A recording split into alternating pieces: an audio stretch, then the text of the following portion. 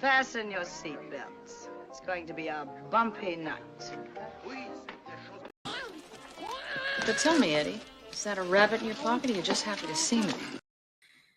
Hello, everybody. I am starting just a teensy bit later than I wanted to because I had to go to like 4 places. No, well, 5 technically because I had to stop to get gas pretty much.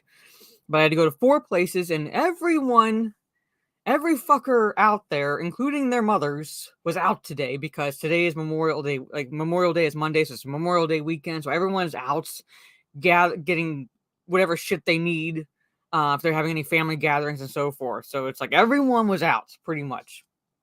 So got back later than I anticipated I would.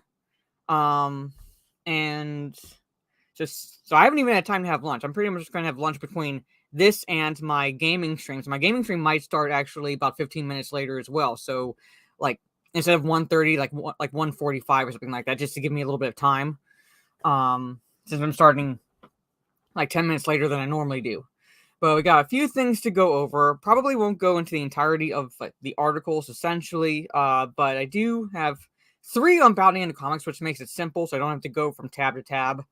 Because we have Microsoft begins public offering of Azure AI content safety. New moderation tool uses AI to detect, basically, quote, detect hateful, violent, sexual, and self-harm content in images and text. So thank you, Microsoft. Then you have Transformers: Rise of the Beast. That actress, I'm whatever her name is, who's starring Dominique Fishback, who's starring in Transformers: Rise of the Beast, said something incredibly stupid, saying, quote, "As black and brown people, we don't get the opportunity to see mind-blowing things." Motherfucker, Danny Glover fought a Yautja on Predator 2 and won. I'd say that's pretty fucking mind-blowing in terms of cinema, pretty much. And that's just like one example. One fucking example. So we got that article to cover, and then apparently Ishmael Cruz Cordova of Rangz of Power is doubling down on his accusations, and he also even said that they actually hired an on-set therapist. Cry me a fucking river, pretty much. But yeah. So we got those 3, and then if we have some time, might go over the gamer article that Trey tagged me in from our good friend Stacey Henley, who says Wraith and Spider-Man will confront Peter's biggest flaw. Spider-Man 2 will see everyone and take up the mantle of Wraith, have huge thematic repercussions for Peter Parker's development. Bitch, he's Spider-Man. He's already fucking Spider-Man, pretty much. He's pretty much well into his development. But at any rate, so those are the topics for today. So from the top, I see Ms. Martin Muses. Hello, good to see you. Brightest Day, what's up? Good to see you. You don't know if you can take the cringe? Well, I'll try to be as painless as possible going through these articles. Now, this is my kick. I will be here afterwards. I think I'm going to try the Starship Troopers game, the Starship Troopers Extermination game, that I was gifted to me on Steam, so I'm going to try that.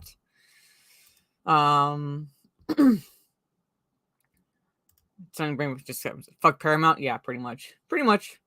This is also my Twitch. So if you're not following me over there, I do gaming streams over there as well. And I'm going to try to figure out how to use Restream to see if maybe in the near future, because I might take the opportunity the week that I'm not doing videos, or I'm taking a break from making videos, to research into Restream to see if maybe just like I can actually not just switch off from Kick to Twitch, but actually stream for both, pretty much, with just 2 monitors. Don't know how that's going to work, but I'll figure something out. But that's going to be my plan in the near future. Damien, what's up? Thank you. Hopefully you do better, Damien. Hopefully you do better. Sultan Al Fahim, good to see you. Yeah, Samuel L. Jackson played Nick Fury. He literally led a superhero group.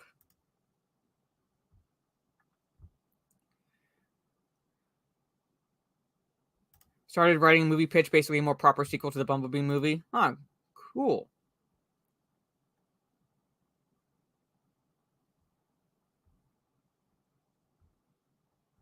Who, Oh, do you mean like one of Ishmael Cruz Cordova's defenders? That little bitch boy with the fade and Middle Earth? Yeah, everything's the first time in this generation. Yeah, pretty much. It's the gamer and it's Stacy, so I have like no. I would not be surprised. Grave AD, what's up? This hello, lovely Mara in chat. Leighton Straits, yeah. Let's see. Thank you. Yeah, smash the like button, everyone. Very much appreciated. I do not live in the South. I might come across as I do, given how I speak sometimes, but no, I do not live in the South. I do have a hoodie that one of my good friends in Australia sent to me. And like, he lives in South Australia states, and their travel slogan for their state is "Go down south with your mouth." So I do have that hoodie. Hey, Vader fanatic. Yeah, good to see you. Oh, you're talking about that Loza freak with the fucking furry avatar? Is that what you're talking about? Yeah, his hairstyle. It just makes absolutely no sense, because where is there a fucking barber in Middle Earth, just in general, but one that gives a fade? We'll like say northern United States. I'm just gonna leave it at that. I live in the north. So, yep, that fucker. Oh yeah, I saw him active on Twitter going after G&D, Ryan, Nerdrotic. So he has a hard on. Like seriously, like I want to like tag him and say, fucking masturbate already. Jesus Christ. Hey, right, kitty. All right. So anyway, I'm just going to go cover the bounty and the comics articles, and I'm pretty much going to cover like how I have it in the title, basically. So I'm going to go from the Microsoft one to the Transformers one to the Rings of Power one, and if I have time, cool. All right. Yeah, if I had time, go a little bit into the gamer article, because that I have no doubt whatsoever will be full on cringe. So I'm going to bring up the Microsoft one. I'm like, thank you, Microsoft. Just what we don't exactly need right now. And in terms of, in the scheme of things that's happening in the news right now regarding Microsoft, this is the least of their fucking concerns. Like, seriously.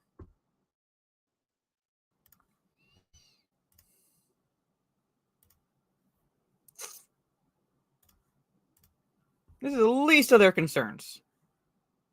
So here it is. Microsoft begins public offering of Azure AI Content Safety. New moderation tool uses AI to, quote, detect hateful, violent, sexual, and self-harm content in images and text.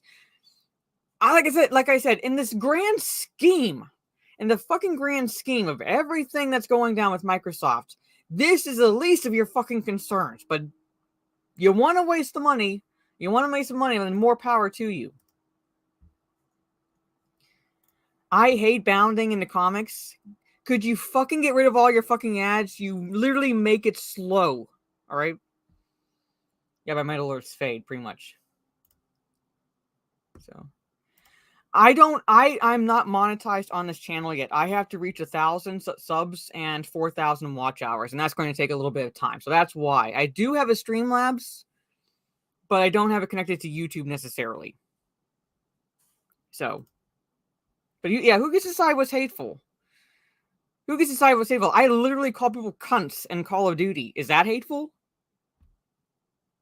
Is that hateful?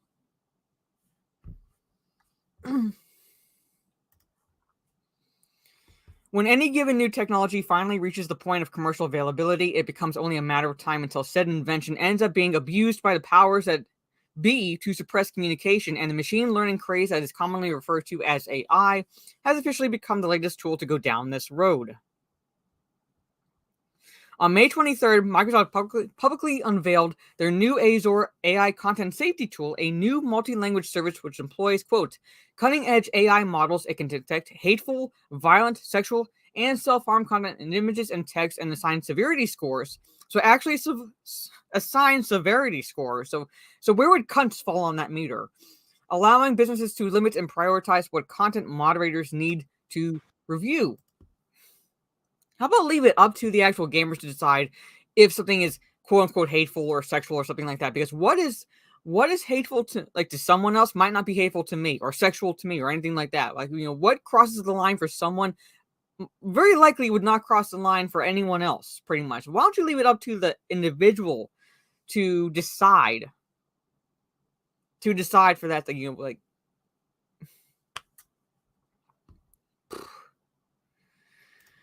I'm actually intrigued by it. I'm actually seriously considering playing that.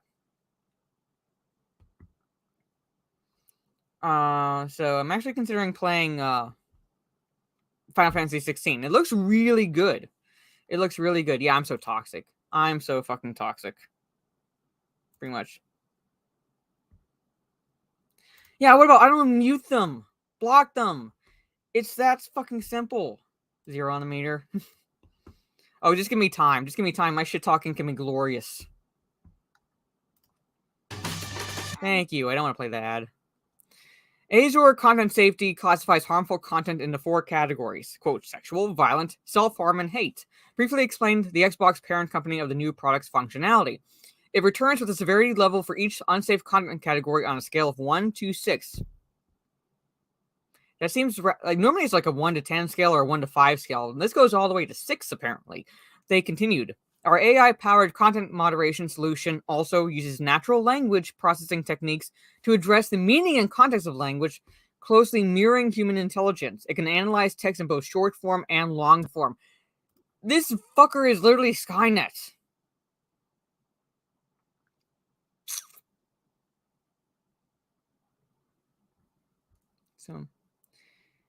So, thank you. Thank you for stopping by. Yeah, I said I was uber toxic. Yeah. This is literally borderline Skynet. The fact that it's closely mirroring human intelligence. So, like, at what point do we step back and say, like, this is not a good idea right now? This is not a good idea. Never mind the fact that it's incredibly fucking stupid and hypocritical, especially on Microsoft's part, considering that they're acquiring Activision. But at the same time, this could be pretty much like it's straight puts it, Big Brother. It's like Big Brother Skynet level. According to Microsoft's own promotional material, there are 2 key industries that the company believes can benefit from their tool: social media and gaming.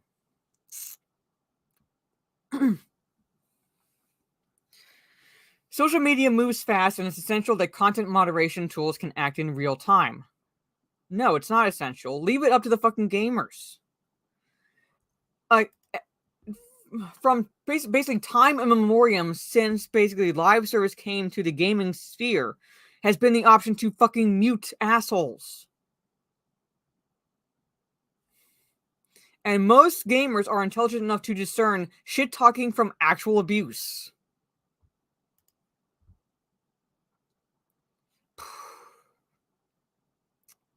Turning to video games, Microsoft boasted that while content moderation for gaming is challenging due to visual and text-based elements, live chat, and at times of violent content, Azure AI Content Safety's advanced computer vision tools help monitor avatars. Oh, so your picture can get you booted. Usernames, your name can get you booted. Images and chat, making platforms safer and supporting human moderators. In one go, attempting to kill the gaming industry. Yeah, Nanny Satan Gaming, pretty much. It's like pretty much in one go killing the gaming industry. Like going this route. Further said material also note that the company has already begun leveraging Azure AI content safety in Microsoft products such as Azure OpenAI, Azure ML, GitHub Copilot, Bing, fucking Christ, and more to help detect potentially harmful content. My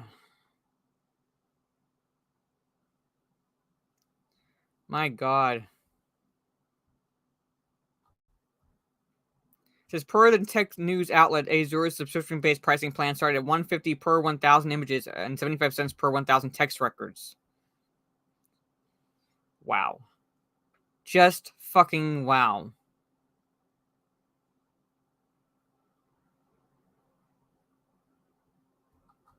There you go. Big Brother. Microsoft's bringing Big Brother to gaming.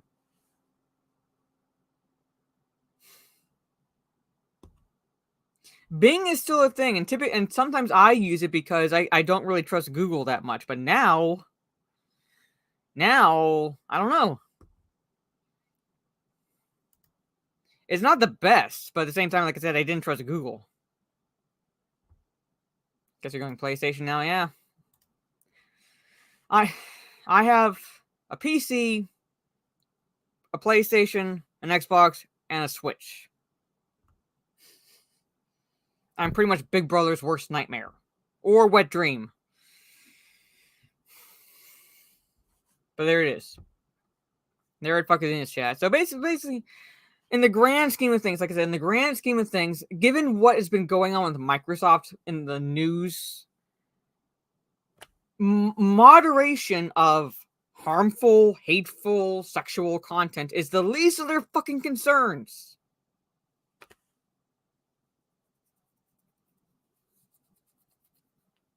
Yeah, social media is already overplayed, and now they're adding Skynet level of AI to police it. So, but there it is. There it fucking is, chat.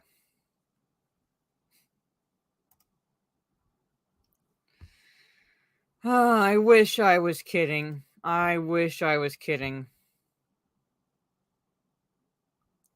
But let's talk about Transformers Rise of the Beast. The actress tapped, or starring in, I should say. She's starring in the movie. Saying something incredibly fucking stupid. Although that goes hand in hand with Hollywood nowadays.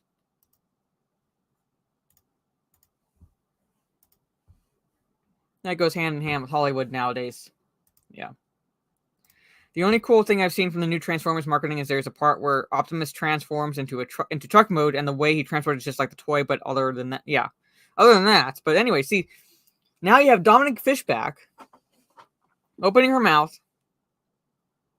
So, yeah, I'm saying exactly. From like I said, from time immemorial, if you know that you can't handle shit talk or you don't like hearing shit talk or anything like that, always either have the option to not play those games, like they have a live service, all right, or muting the assholes talking. It's that simple. But she said, as black and brown people, we don't get the opportunity to see mind-blowing things. Has she watched any movies? Has she watched any fucking movies? Really? Tony Todd playing Candyman. That's not mind-blowing? The litany of sci-fi films. Alien. Alright? Like I said, Danny Glover fought a Yautja in Predator 2 and won.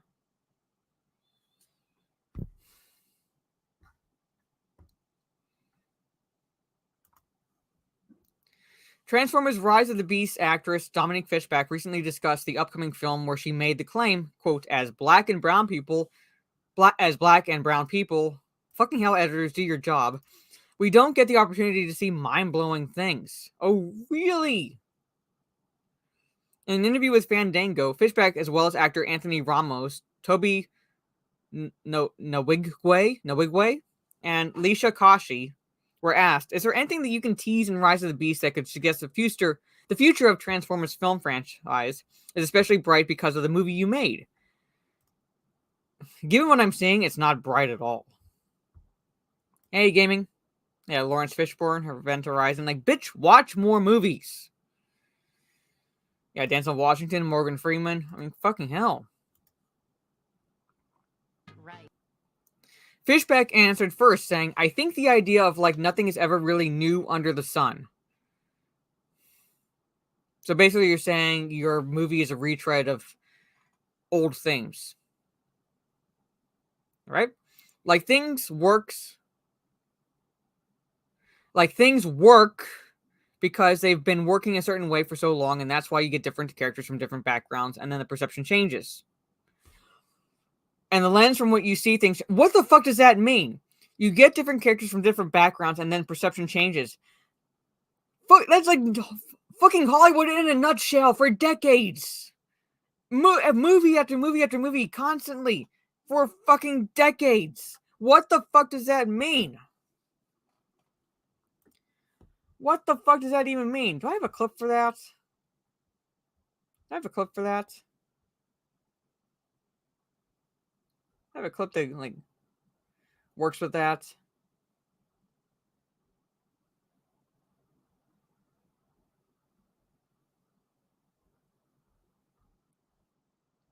Let me see. How about this one?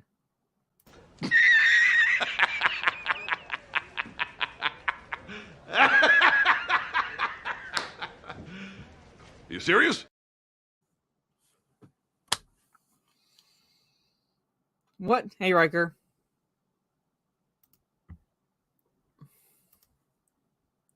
She continued, so I think like with this, you have these kids from Brooklyn. Yeah, like Brooklyn has never been fucking shown in movies before. Yes. And we've never seen Brooklyn kids meet Autobots. Like,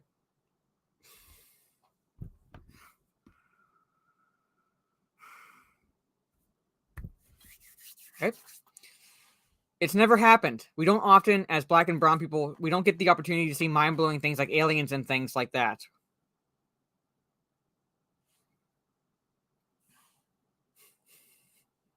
Really?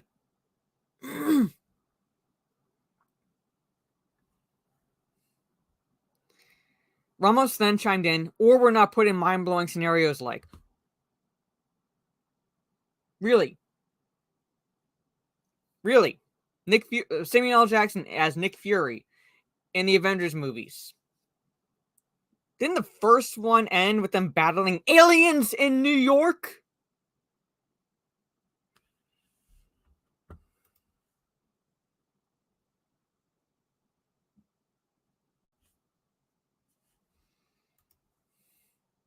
Fishback went on, and so to have that and have it take place in Brooklyn and so infused in the culture, fuck off, ad.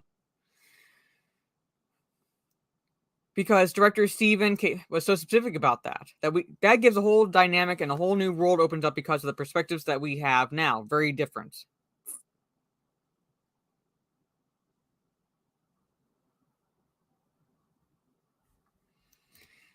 Did this woman graduate school, or was she just pushed through the pipeline because teachers were fucking fed up with her? Because there is nothing remotely intelligent in anything that she has said. Yeah, Cyborg teams up with an alien and Superman. Yeah.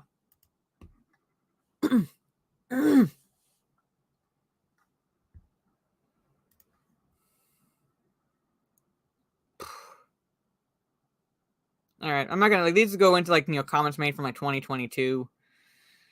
But there is that. If you want, it's on Bounding. If you want to read it, go ahead. But like that, like just so mind-boggling, stupid.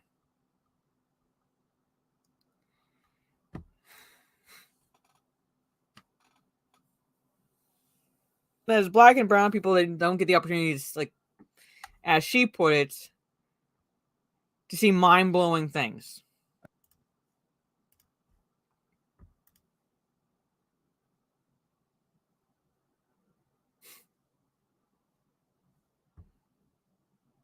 Yeah. Mazda's smarter than her, and I don't say that lightly. Yeah, pretty much. Yeah. Robots that turn into cars, trucks, planes, animals, cities, planets, devices, tanks. That's why like at least initially when this movie was announced, that I was happy because they were including, all right,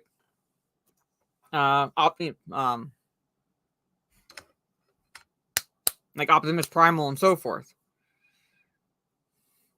Like, great, yeah, I used to watch Beast Wars. All right, hell, Megatron, do that for me. Dinobot. Like, has Hollywood been perfect about diversity? Fuck no. Watch movies from like the early, the early, like 30s, 40s, and 50s. Hollywood has always been, to an extent, imperfect when it comes to casting and things like that. And I'm going to say I'm not going to go too deeply into that. Not going to go into a whole speech about the history of Hollywood or anything like that and why it really has not changed if you actually think about it. But from its infancy on, there have been plenty of opportunities where we've seen movies where black and brown people have seen mind-blowing things or been in mind-blowing situations or and so forth. Pam fucking Grier played Foxy Brown. Like, this woman would be lucky to walk in Pam Grier's shadow.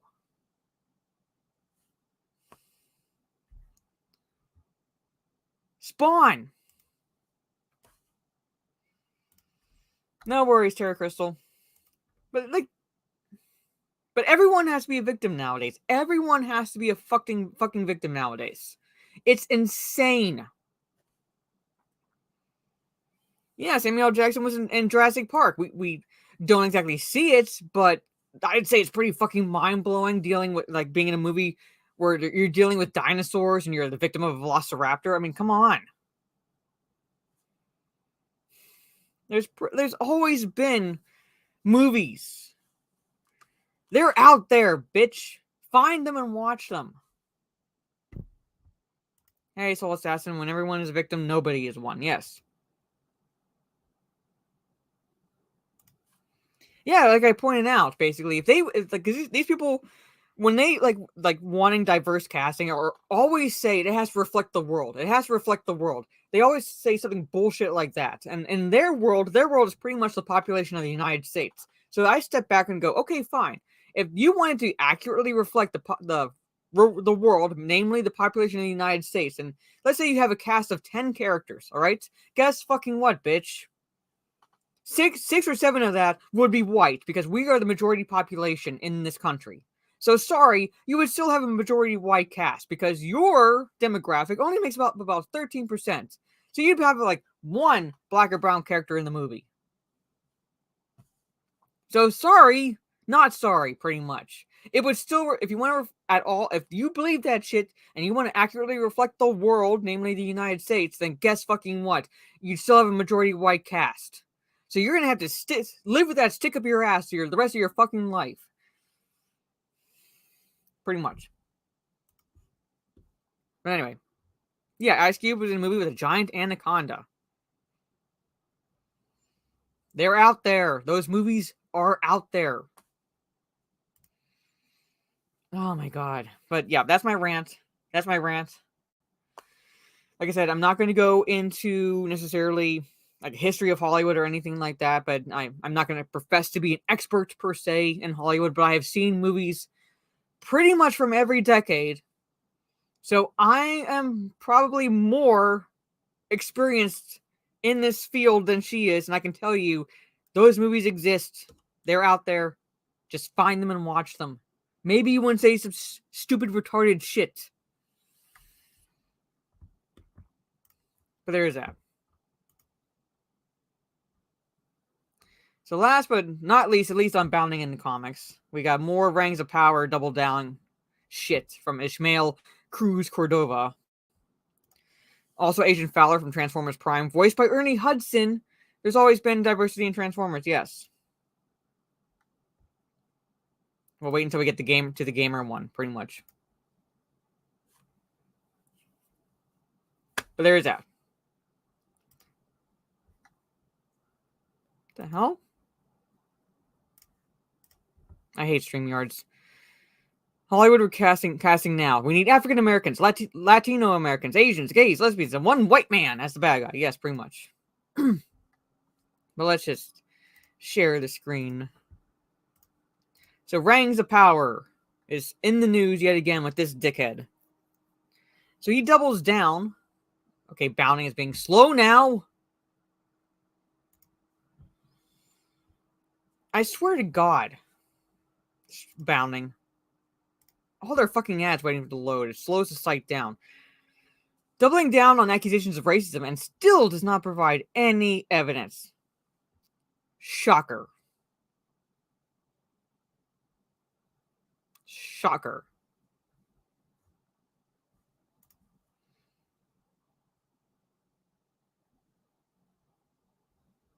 Let me see. Is there a clip I can play?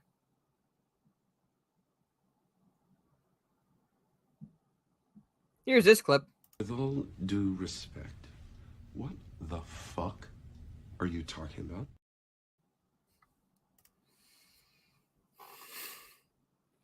Doubles down on it. No proof. And also reveals that the studio hired an on-set therapist for these dickheads.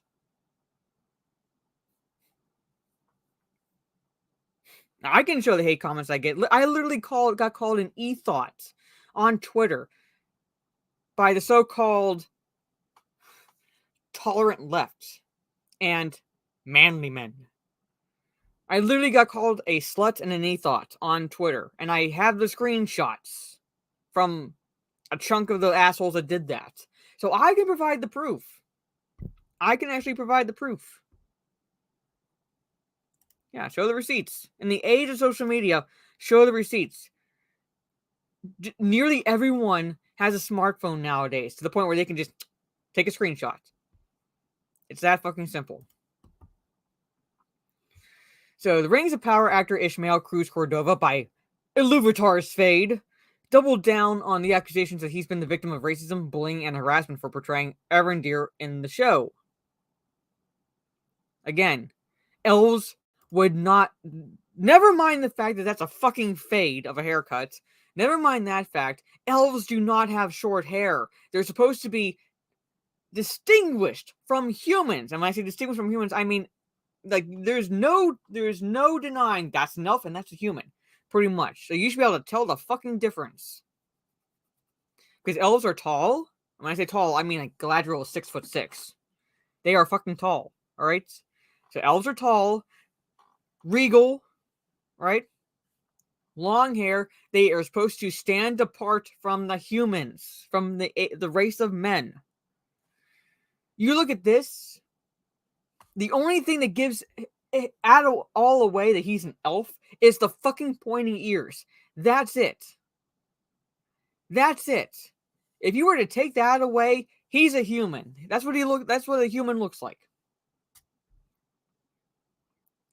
I am considering getting a Throne account because people like such as yourself, Tara Kristen, I'm not trying to I'm not trying to explicitly refer to you or anything like that, but do you have an Amazon wish list or do you have this? And I would say no, because one, I would need a PO box because I don't want to dox myself because I can't figure out a way to do that without doxing my real name and things like that without a PO box and so forth. So I'm seriously considering getting a Throne account because from what I've researched about Throne, apparently it should be keeping my information private. So that way, if I do have a wish list, people would be able to buy it pretty much. So yeah, I wouldn't have it full of bikinis, lingerie, and adult toys necessarily, but I'm thinking about getting a Throne. And I did say if I reached 150 on Kick, I would wear my Wonder Woman bikini. So I guess start pimping my kick out, Tara Crystal. And I'm going to wear my Wonder Woman bikini when I reach 150 followers. Hey, Gibbons, if I'm questioning whether I'm looking at Lord of the Rings or Skyrim fan film, you failed. Yeah, like you have fucking failed the test. If you cannot distinguish even between two properties, you have failed. You have failed. So, Cordova spoke with Mark Malkin on the Just for Variety podcast, where he first revealed how he wanted to take on the role of Arendir to change perception of what an elf in Lord of the Rings is. Why would you want to change perception? Why would you want to change perception? You shouldn't. The only thing that people should be perceiving is the fact that you're an elf. That's it. Nothing should be changed in that regard. That's why I absolutely despise this fucking show. And I would not shed a tear if Amazon Studios burned the fuck down. It would be a shame that people who have no part in this whatsoever lost their jobs, but at the same time, I would not shed a tear. I would actually sit back, put on 3D glasses, and pop some popcorn. I would fucking do that in a heartbeat. The fact that he is describing it as he wanted to change perception. If I ran into this guy in the streets, all right, I'm small enough, uppercut to his groin, pretty much, and just walk away. All right, I'm not gonna read his quote. It's stupid.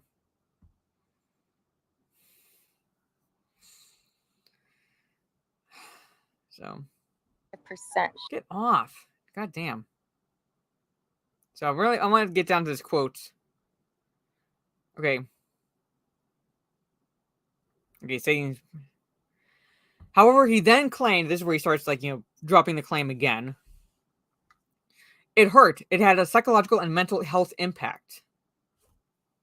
I gotta get a clip of Mr. Krabs from SpongeBob going, "Let me play you the saddest song in the world's smallest violin." That's what I want to do. Pretty much. Yeah, there was a fire on set. Yeah, ironically. Yeah. You bring the s'mores. You'll bring the lighters. Yeah. Yep, I would say that. Oh. What I would do is go gender check. Boom. Guess I was wrong.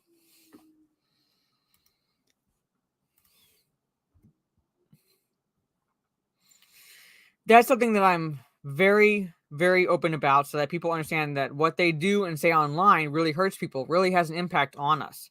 But that price that I was ready to pay, I paid it with all the knowledge and the pride. And at some points when I was already over the hill of that thing, I was sipping my tea, seeing everybody tear their hair out, and I was just sipping my tea, scrolling and chuckling.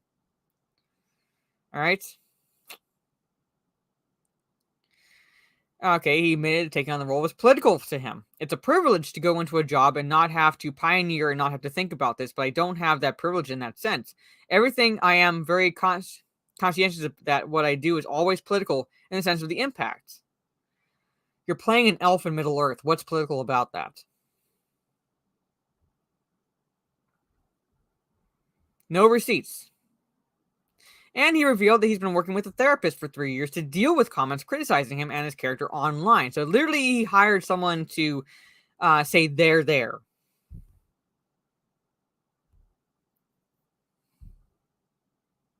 Like, they're there. Like, literally what he hired for 3 fucking years. Hired someone, like, literally paid someone to hear you bitch for 3 years over this. Indeed, Amazon hired a therapist to be present on the set. Yeah, but again, no proof. No proof. He's claiming that his phone got hacked, he had bank account thefts. Chances are true, but at the same time, it's like, okay. Again, proof, receipts. There's nothing. Like, this goes into the history of everything he said. Nothing. Nothing from this asshole. He's just doubling down on the same shit with no shred of evidence. Yeah, baby, bitch made grow a backbone. Yeah. He needs a dermatologist so he can get their consent. Yeah. Bank thefts. I mean, like to play devil's advocate, maybe some of his accounts were hacked, but like really? Fucking really? Like, they're gonna go to all that trouble for bank theft? Because they don't like the fact that you're doing this shit to a beloved property? Okay. Okay.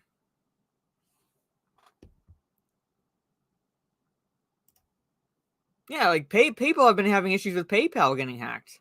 Hell, people have been having issues with Instagram getting hacked. They don't need a therapist. They don't need a therapist for 3 years. And we certainly don't need a therapist dealing with hate online look on Twitter. God damn, you can't go a day without some asshole coming at you for whatever reason. Yeah, I'm saying it would have been news. If it had been legitimate, there would have been news. And it's just the same playbook. Same playbook that gets dusted off, just different studios pretty much. Throw out these accusations. Find generic-ass tweets to support your narrative. And double down. That's the playbook, pretty much. That is the playbook. But there is that. I'm going to close Bounty on the Comics because I do have a little bit of time. We're going to kind of go into the gamer article because I need some time to have some lunch too because I got back and literally pretty much put the groceries away and jumped onto YouTube. But go into the gamer article. And so anyone looking forward to the Spider-Man 2, Stacey Henley is back at work. Stacey's mom should have swallowed. But here it is. Now I'm in a way looking forward to Spider-Man 2. I want to really get into the first game. I'm thinking about, like I said, getting it on Steam. Getting the first Spider-Man on Steam and playing it like on Sundays. And calling it like Spidey Sundays, things like that, pretty much. So I can get through the first Spider-Man game. In anticipation for Spider-Man 2, which is going to drop fall of this year, pretty much. So that's my plan, right? But I watched the cinematic / gameplay trailer that PlayStation showed in their showcase on Wednesday, and it really piqued my interest. There's some things where I'm like, I'm hesitant about because of the fact that I think they're really going to start pushing Miles Morales. But at the same time, it's like it wasn't exactly a deterrent necessarily. A lot of what I saw, I'm like, okay, I want to play this. I want to play this. Thank you, Warren Chat. Yeah, the symbiote. You have Peter with the symbiote. And like that comment looked fucking sick. So yeah, so that's my plan. That's my plan, kind of moving forward in anticipation for this game. But like I said, Stacey's mom should have swallowed because she's talking about Peter's biggest flaw and how Wraith is going to confront that in Spider-Man 2. Let's just dive right into this stupidity. There were a lot of reveals in Spider-Man 2's PlayStation Showcase trailer. Most notably, we saw Peter Parker don the symbiote suit, which brings with it new powers, but also new challenges. Presumably, new responsibilities are in there somewhere too. Does she know what the symbiote entails? Does she? Presumably new responsibilities are in there somewhere too. Does she know what that entails for Peter? I know I asked this rhetorically, but fucking hell, woman. All I know is that it's a character from the first game. I'll scroll back up. Yuri. Return. She becomes Wraith. This character here. I'm sure the article will go into that. Peter has all new attacks with this suit, but also seems to be affected emotionally, which would make sense given its parasitic nature. Okay, she just fucking stated the obvious, so she gets this. Golf clap? Golf clap.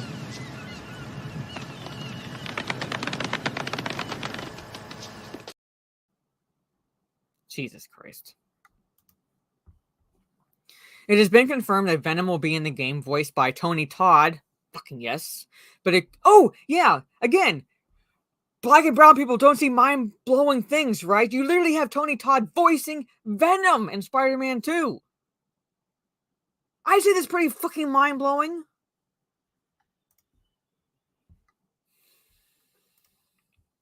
But it could yet be that Venom is Peter rather than taking over Eddie Brock. Again, who cares? We also saw Lizard gameplay in the water, new web abilities, the confirmation of the likes of Black Cat returning, and our first look at Kraven the Hunter. But the most important reveal was for Wraith. Really? Okay, first off, you see Wraith on this like tablet, basically, that one of Craven's lackeys is holding, all right?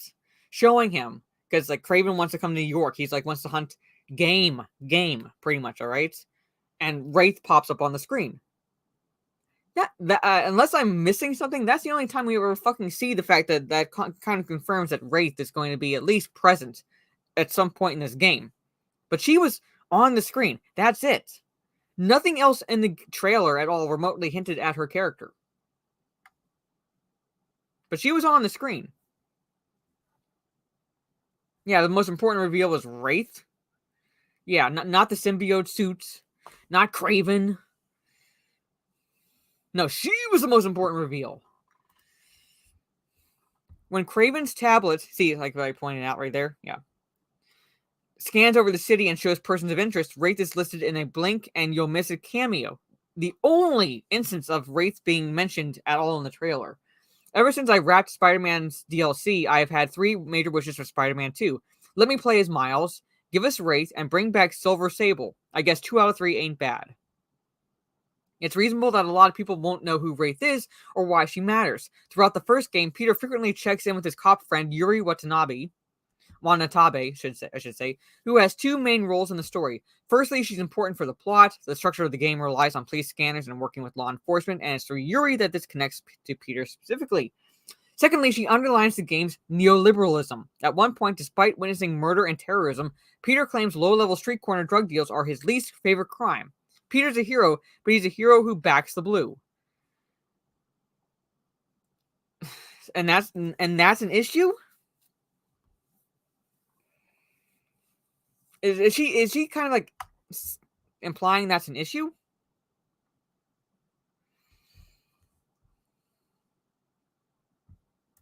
Yeah, pretty much. Craven will probably kill her. Yeah, watch that happen. Watch that happen, and watch this Stacy just have a meltdown.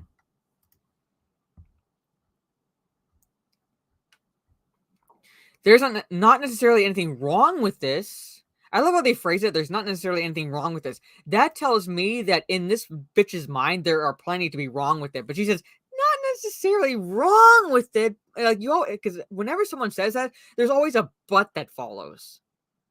Like, but like that's what I'm hearing when she's writing this. Whenever someone says that, there's always a but that follows. That does say there's something wrong with it. Pretty much. Modern-day consumers can project their own ideals and end up drawing a hard line with a character like Spider-Man, a bastion of kindness and selfless goodness, who volunteers... What, is there anything such as selfish good? Anyway, who volunteers at a homeless shelter despite having no money himself is taken to task. We should call out propaganda. Wow, really? You just said there's not necessarily wrong with backing the blue, but then you're calling it propaganda. But the type of citizen Peter is, good-hearted and naive, would naturally think of the police as the good guys, even after witnessing corruption firsthand. I want to hit my head against my desk so hard right now. I am not going to sit here and pretend that every police is a good guy. All right, there's going to be bad apples. Hell, one of my favorite superheroes is Batman, and Gotham PD is corrupt galore. All right, but I see where she's going with this. I fucking see where her mind is going with this. We see a more nuanced look at this in Miles' game. She does realize that Miles' father is a police officer, right? As a black Latino teenager whose father is a cop, because she just pointed it out, and whose uncle is a criminal, and who has grown up as a black kid in New York City, his view of the police is less naive. His first interaction with law enforcement as Spider-Man sees him held at gunpoint with his hands up in surrender, a very pointed statement on the different lives Peter... Oh my god, I'm so fucking glad I'm not even touching this DLC. If this is the first instance we see, I'm not fucking touching this DLC. I'm not fucking touching this DLC. Society's view of the police has developed in the years since Insomniac introduced us to its interpretation of Peter, and this newfound view plus Peter's growth could well be addressed in the sequel. That's where Wraith comes in. Fucking hell. See? That's what pops up on the screen. That's the blink and you miss it. That's the blink and you miss it. Alright? Okay. Expecting Yuri to return as a friendly face of the New York cops. However, in the DLC, Yuri is investigating the Magia crime family and takes the law into her own hands. She kills mob members and leaves the forest shedding her liberal do-gooder exterior to become a violent vigilante wraith. Okay, she actually sounds... I mean, she's not someone to look up to necessarily, but she sounds fucking cool in that regard. But again, I'm not playing the DLC. Fuck that. It was clear the DLC was setting up further storylines for Yuri, but I was still worried this might not see her turn into Wraith at all. I feared the DLC would be a way to write her out, the plot no longer requiring Spidey's police connections, and on we go without the messiness. Good is good and bad is bad. Wraith is an anti-hero in ways far more complex than Black Cat being a thief with a good heart. She is a violent, reckless killer, a Robin Hood who takes from the rich to protect the poor, and whose fee is paid only in blood. That's not... I would not call her a fucking Robin Hood. But this article is fucking hell.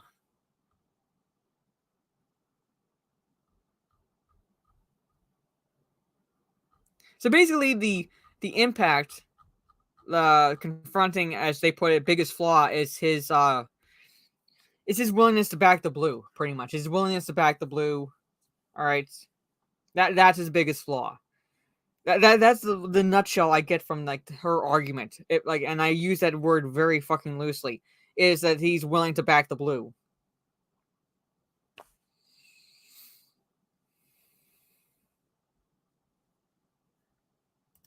Well, I'll be playing the first Spider-Man, so I'll be coming into that. Yeah, I do like Black Cat. I'm not saying like love her, but I do like Black Cat. I actually would like to cosplay as her. So,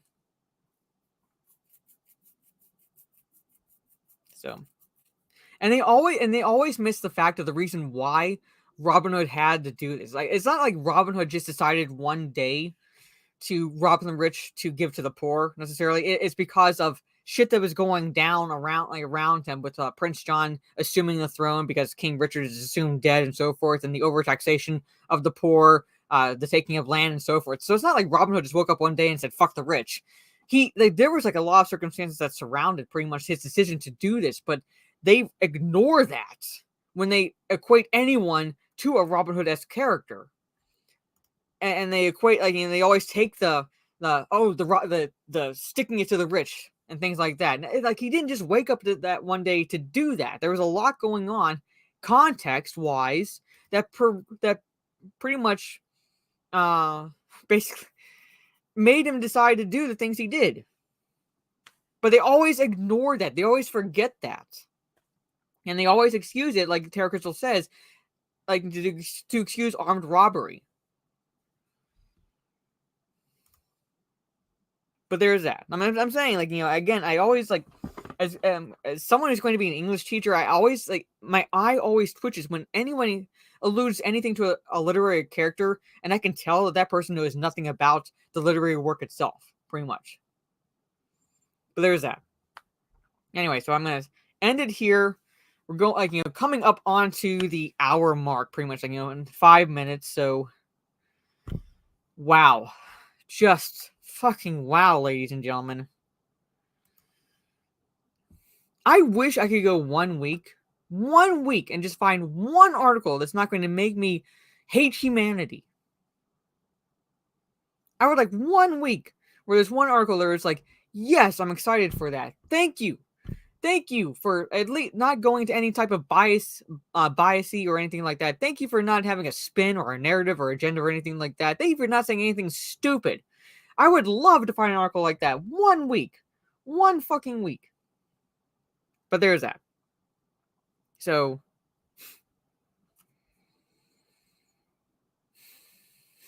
I hate the world right now, pretty much.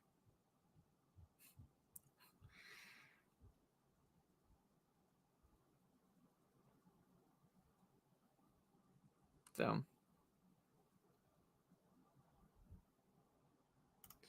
John Wick video game is happening. That's good news. All right, so I'd like to find articles about that to cover.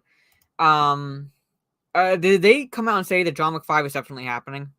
Are you saying that as they did reveal that that's definitely happening, or that could be good news if they do reveal that.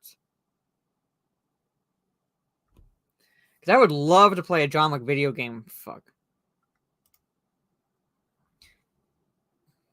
Trey, you just made my weekend happy, pretty much, because because that will at least be something positive to talk about on Talk Nerdy, other than the fucking Little Mermaid shit, which on the high C site that I use, I do not see the Little Mermaid up yet. Just take out the. I do not see her. Yeah, it's not up yet. So I'm either watching that tonight or finding time to watch it tomorrow afternoon after getting together with family for my niece's birthday party. So I'm going to try to find out, because I am not giving Disney any fucking money whatsoever. But there it is. So I'm going to end it here to give myself some time to have some lunch, because I did not have time to eat before the stream. Try to take my dog out, and then in about 30 minutes, tune in on my Kick, Jade Shadow. I'm going to try my hand at the Starship Troopers game. I have no idea what will happen, if I would survive, if I suck or anything like that. But tune in for that.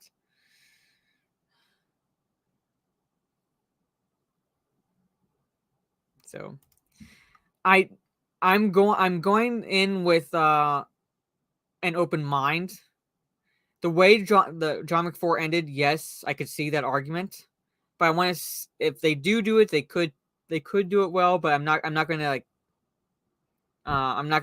say for sure. It would be bad or not. Yeah, this is my Kick. So if you're not following me over there, come check that out. Give me a follow. I'm trying to reach 150. Went to the wiki, watched the Springs yesterday, watched some videos of the mermaid shows. Much better than the Little Mermaid. Yeah. But Steph wants me to watch the Little Mermaid. She wants me to watch it. So yeah, so I have to. Yeah, we'd like to know more. Yeah. I thought John was faking his death anyway. Possibly. But then again, it's like why would he come back? And the only reason I could think that he would come back is to finally take out the high table. Like finally take out those fuckers at the top, pretty much. That's the only reason I could see him coming back at all. Like faking his death, pretty much. This is my main channel. Thank you. So I'm going to wrap it up here. Thank you to everyone for hanging out with me. I have a good rest of your day or evening, depending on where you are in the world. And I will see you all hopefully in about 30 minutes as you watch me basically get my shit wrecked by giant bugs in the Starship Troopers game. So take care, stay safe, and peace.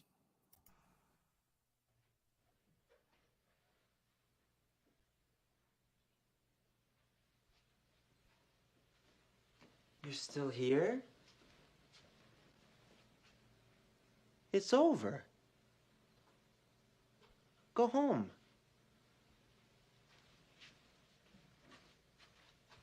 Go.